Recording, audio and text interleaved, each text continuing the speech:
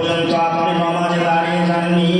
ইকামত হওয়ার পরে নামাজ পড়া উচিত ছিল, কিন্তু আপনি নামাজকে পিছনে রেখে নামাজকে মুলতাবিতে রেখে দিয়ে আপনি আপনার হুজরায় চলে গেলেন। আর হুজরায় যাওয়ার পরে আপনি যেন বাইরের দিকে গেলেন। বাইরে যাওয়ার পরে আবার আপনি মুসল্লায় দাঁড়ায় গেলেন। আর মুসল্লায় দাঁড়ায় যাওয়ার পরে আল্লাহু আকবার বলে আপনি নামাজ পড়লেন। বিশ্বনবী মুহাম্মদ জানাবে মুহাম্মদ রাসূলুল্লাহ সকলে চিল্লায় বলেন সাল্লাল্লাহু আলাইহি ওয়াসাল্লাম। আমরা বুঝতে পারলাম না আপনি কেন এরকম কাজ করলেন, আমরা বুঝতে পারলাম না। বিশ্বনবী মুহাম্মদ জানাবে মুহাম্মদ রাসূলুল্লাহ সাল্লাল্লাহু আলাইহি ওয়াসাল্লাম আপনি আমাদেরকে বলে দেন। নবীজি আবার বললেন, ও আমার সাহাবীরা, ও तमाम পৃথিবীর মুসলমানেরা, তোমরা একবার শোনো। নামাজ পড়াতে গিয়ে ইকামত হয়ে গিয়েছে, আল্লাহু আকবার আমি বিশ্বনবী বলতে যাব অবস্থা এমন সময় আমার দিমাগে আমার জেনে একটি কথা চলে এলো। ওই কথাটা হলো আমার বালিশের নিচে 1 দিরহাম 2 দিরহাম টাকা ছিল।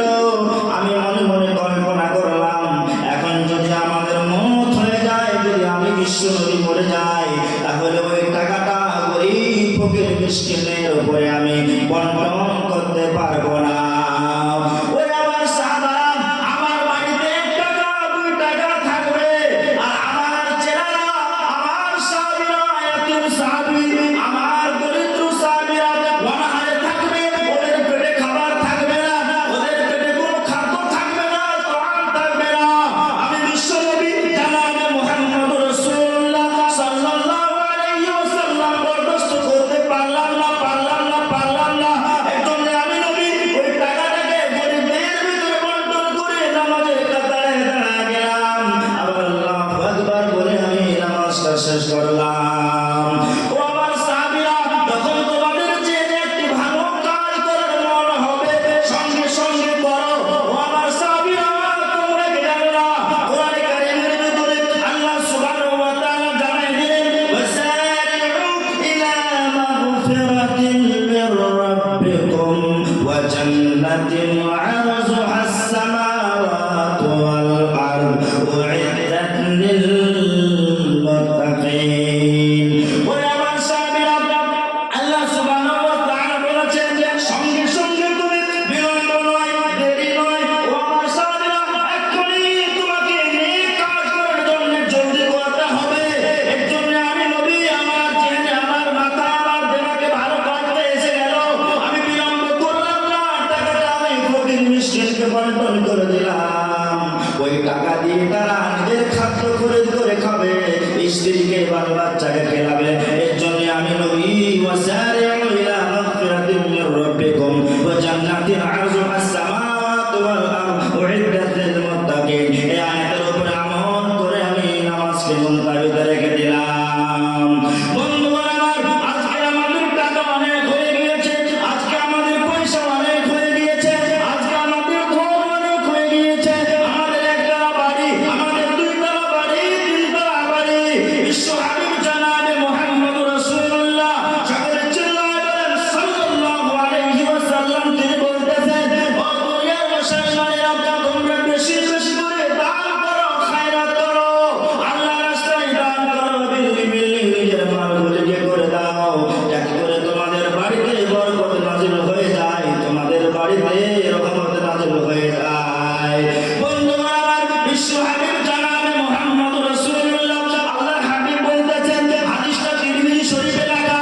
বিশ্ব হাবিব জানাবে মুহাম্মদ রাসূলুল্লাহ সকলে বলেন সাল্লাল্লাহু আলাইহি ওয়াসাল্লাম। তিনি বলতেছেন, কোন মানুষ যদি সাদকা করে, কোন মানুষ যদি খায়রাত করে, কোন মানুষ যদি দান করে, আল্লাহর রাস্তায় দান করে, আল্লাহর রাস্তায় খায়রাত করে, তাহলে বিশ্ব নবী আমার বলেছেন জাহান্নামের আগুন তার জন্য হিজাব বনে যায়, জাহান্নামের আগুন তার জন্য পর্দা বনে যায়। ঠিক কি না? দান করলে, সাদকা করলে জাহান্নামের আগুনে আল্লাহ সুবহানাহু ওয়া তাআলা পানি ঢেলে দেন। জাহান্নাম আপনাকে দেবেন না, আল্লাহ জান্নাতের মেহমান আপনাকে বানায় দেবেন। বন্ধুগণ আমার, আল্লাহ সুবহানাহু ওয়া তাআলা তিনি বলতেছেন কোরআনে কারীমের ভিতরে, ওয়া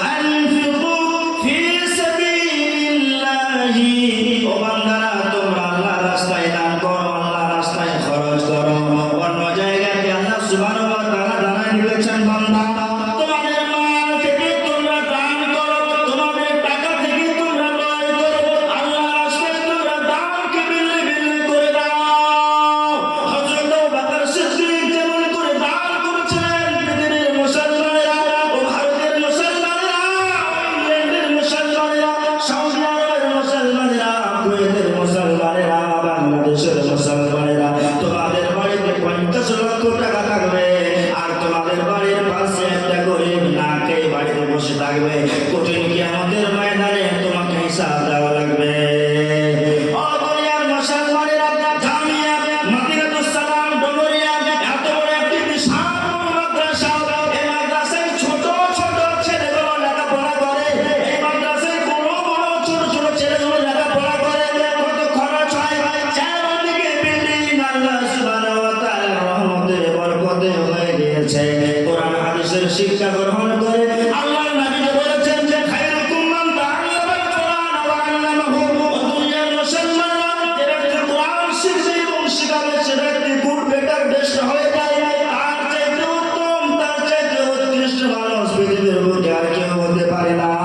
এই মাদ্রাসায় কোরআন শেখানো হয়, এই মাদ্রাসায় নবীর হাদিস শেখানো হয়। এর জন্য এই মাদ্রাসায় বেশি বেশি করে তারও খেয়াল করা লাগবে।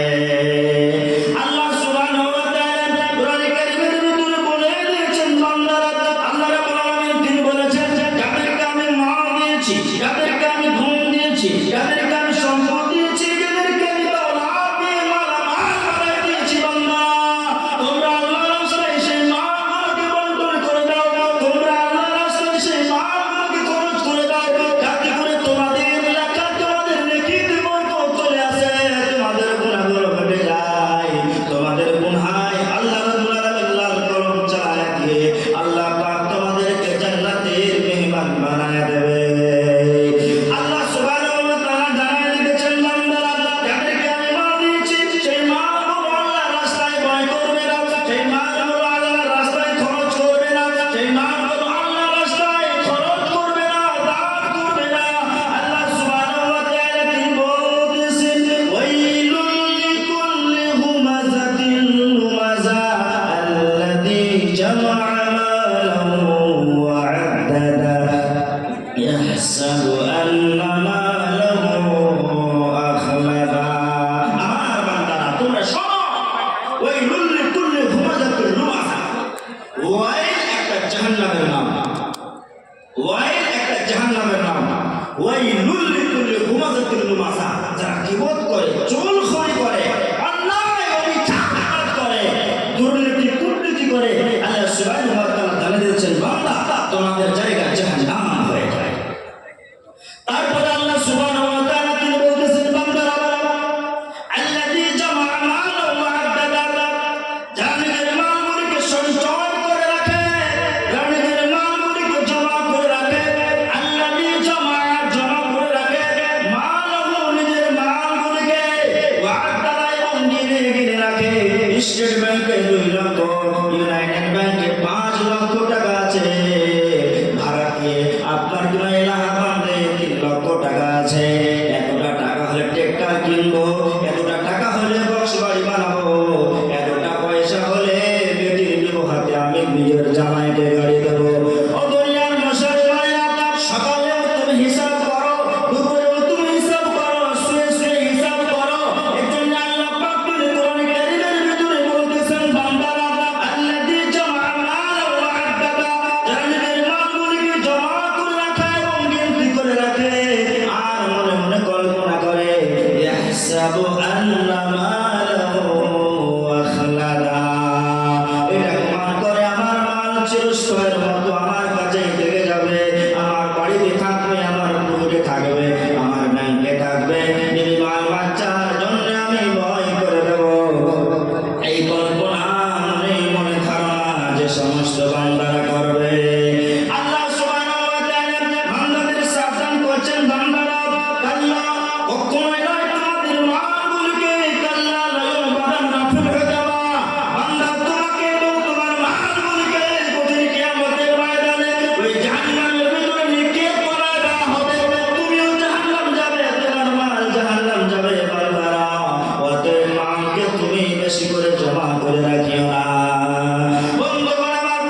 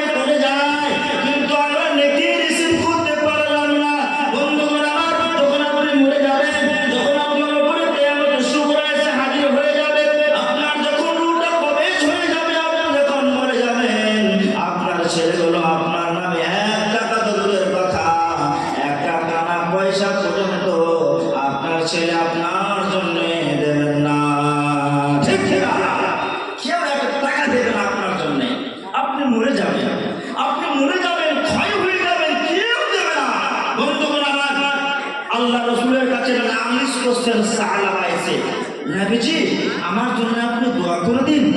নবীজি বলছেন কিসের জন্য দোয়া করব? সাহাবা বলছেন বিশ্বনবী মালের জন্য দোয়া করে দেন না একটু। নবী বলছেন পাগল, মাল নিও না, মাল হলো ফিতনা। ইন্নামা আমওয়ালুকুম ওয়া আওলাদুকুম ফিতনা। মাল হচ্ছে একটা ফিতনা। আর এই মালের জন্য তুমি দোয়া নিও না, জান্নাতের জন্য দোয়া নাও। সাহাবা বিন হাতিব তিনি বলতেছেন নবী মালের জন্য আপনি আমাকে দোয়া করে দেন। নবীজি বলছেন না না, মালের জন্য তুমি দোয়া করিও না, মালটা ভালো জিনিস নয়, মালটা নিও না। আমি নবী যদি চাইতাম উহুদ পাহাড় সোনা হয়ে যেত, কিন্তু উহুদ পাহাড়কে আমি সোনা করিনি আর নিইনি। আমি অনাহার থাকবো, ফকির দরিদ্র হয়ে থাকবো, মাল নেব না। সাহাবা তিনবার নালিশ করলেন, নবীজি মালের জন্য একটু বলেন না আল্লাহকে যেন আমার মাল হয়ে যায়। বন্ধুগণ আমার বিশ্ব হাবিব জনাবে মুহাম্মদ রাসূলুল্লাহ ফারাফা ইয়াদাইহি বিহাত কারা আসমানের দিকে তুললেন আর বলে আল্লাহ তুমি সাহাবার মালে বরকত দাও, টাকাতে বরকত দাও, বাড়িতে বরকত দাও, গাড়িতে বরকত দাও, ফসলে বরকত দাও, তার মালে বাড়ি ঘর সব ভর্তি করে দাও। একবার চিন্তা করে বলেন বন্ধু, নবী দোয়া করেছেন, নবীর দোয়া রদ হবে নাকি? নাউযু বিল্লাহি মিন যালিক। নবীর দোয়া কখনোই রদ হবে না। বিশ্ব হাবিব জনাবে মুহাম্মদ রাসূলুল্লাহ আখিরি পয়গম্বর, আখিরি নবী, আখিরি কলি জনাবে মুহাম্মদ রাসূলুল্লাহ আল্লাহর দরবারে দোয়া করতেছেন, সঙ্গে সঙ্গে রব্বুল আলামিন দোয়া কবুল করে নিয়েছে। বন্ধুগণ আমার কিছুদিন পরে এমন হয় তার বাড়িতে মাল হলো। সাহাবার একটা গরু ছিল, একটা গরুর পেট থেকে একটাই বাচ্চা হওয়ার কথা, কিন্তু একটা নয় তিনটা করে বাচ্চা হয়। একটা বকরির পেট থেকে দুইটা করে বাচ্চা হওয়ার কথা, চারটা করে বাচ্চা হয়। একটা উটনির পেট থেকে একটাই করে বাচ্চা হওয়ার কথা, তিনটা করে বাচ্চা হয়ে যায়। বন্ধুগণ আমার সেই সাহাবার এত মাল হলো, এত মাল হলো, সাহাবার মালে বাড়িতে ভর্তি হয়ে যায়। সাহাবার মাল যত বাড়ে সাহাবা নামাজ থেকে গাফিল হয়ে যায়, সাহাবা ঈমান থেকে গাফিল হয়ে যায়।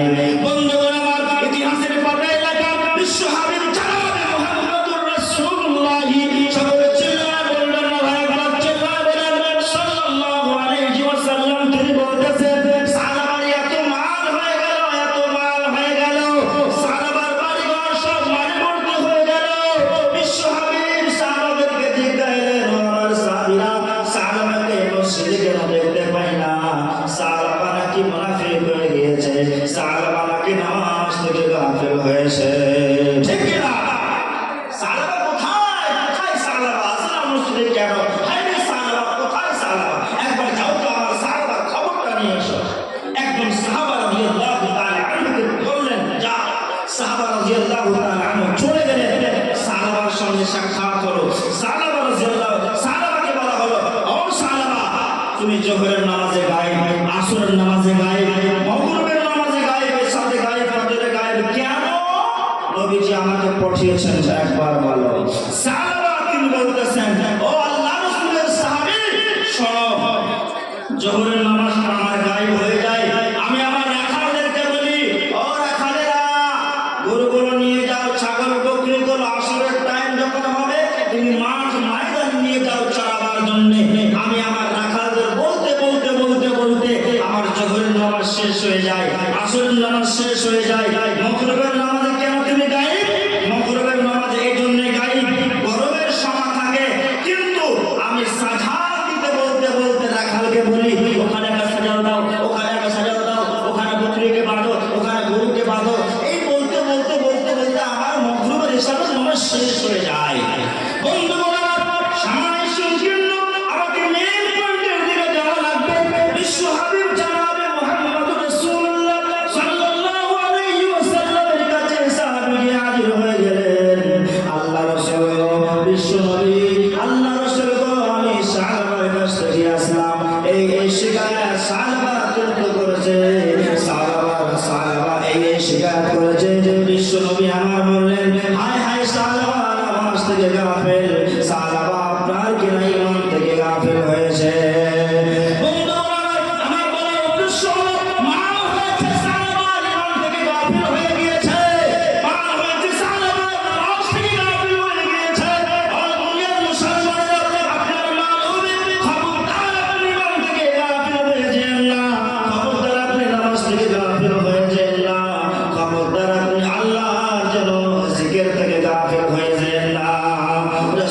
বলেছেন সেই পদ্ধতিতে আপনি চলবেন, ফাকাদ ফাযা ফাওজান আযীমা, আপনি কামিয়াব হবেন, নিশ্চিন্তির পরওয়ানা পাবেন।